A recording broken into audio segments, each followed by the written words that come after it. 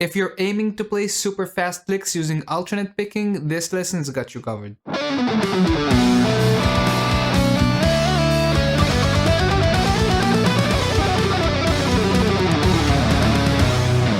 The focus of the exercises we're going to learn today is our right hand. When playing at high speeds, there are many variables that need to work in harmony in order for us to achieve this smooth and clean sound. But one of the most important aspects is being able to apply speed in a controlled manner. When we include fast runs, they're going to require a continuous and non-stop motion from our right hand, unless we're talking about bursts of speed.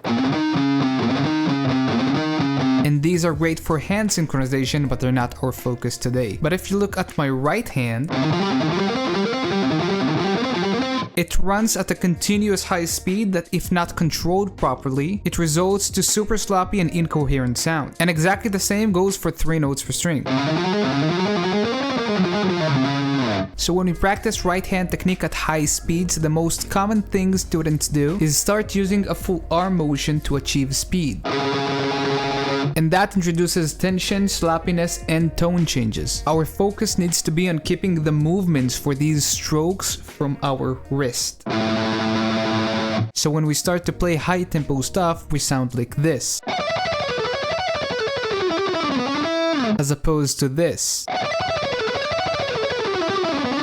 This is already too sloppy for me, and you can obviously hear that. And we'll go over the perfect exercise to free your wrist for clean and effortless shredding. So if shredding is a goal of yours, be sure to stick around for that. So we're gonna work on 3 different exercises to help us tame our right hand and reduce the sloppiness of our playing drastically.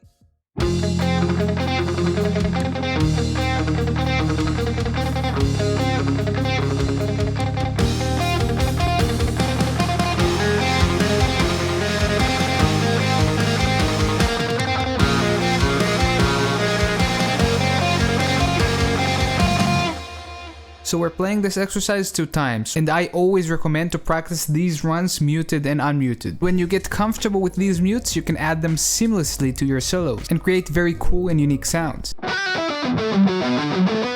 We're starting with 1 note per string, then we're moving over to 2 notes per string, and then we're moving over to 4 notes per string.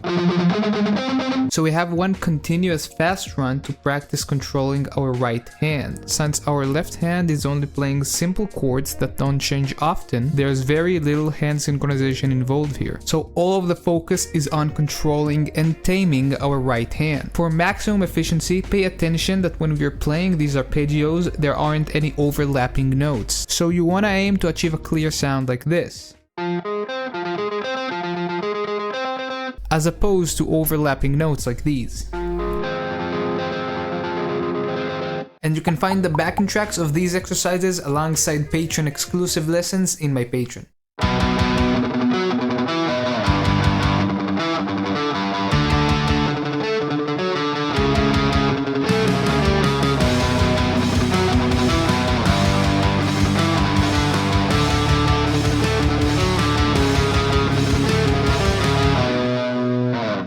Okay, so now we're going to focus on string crosses, but on only 2 strings. The catch in this exercise is that we're working on string crosses both using a downstroke and an upstroke. And this is mainly crucial for playing an uneven number of notes on each string. So we can play an even number of notes,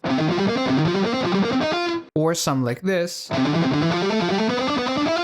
And we can play an uneven number of notes. Most common example is playing a simple 3 notes per string scale.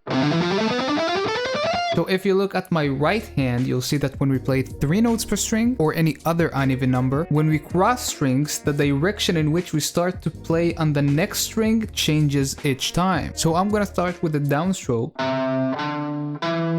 Now to cross strings, I'm gonna use an upstroke right here on the 5th string. Now to cross strings, I'm gonna need to use a downstroke, and so on. I'm holding my pick like this for explanation purposes. So in this exercise, we're going to pick 4 times the lower string and then 1 time the upper string. The way we're going to cross strings will change every time. That's a downstroke, and that's an upstroke. A very crucial exercise for an uneven number of notes. There are actually many players who can only cross strings in one direction, and this makes them unable to play a variety of different note combinations. So give this one a try because it's super important.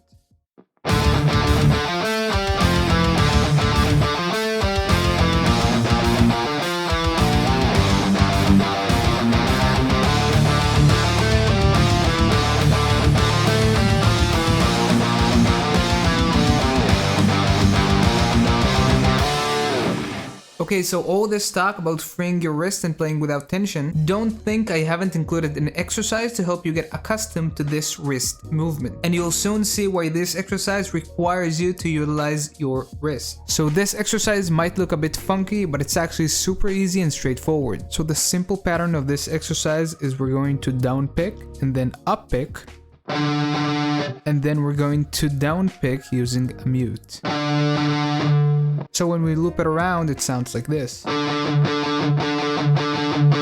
And because we're using a mute here, we're obligated to place our right hand on the strings. And this in change nullifies any arm movement. And we're adding a mute so often that it makes for an excellent exercise to practice correct wrist movement. Thanks for watching, I'll see you next time.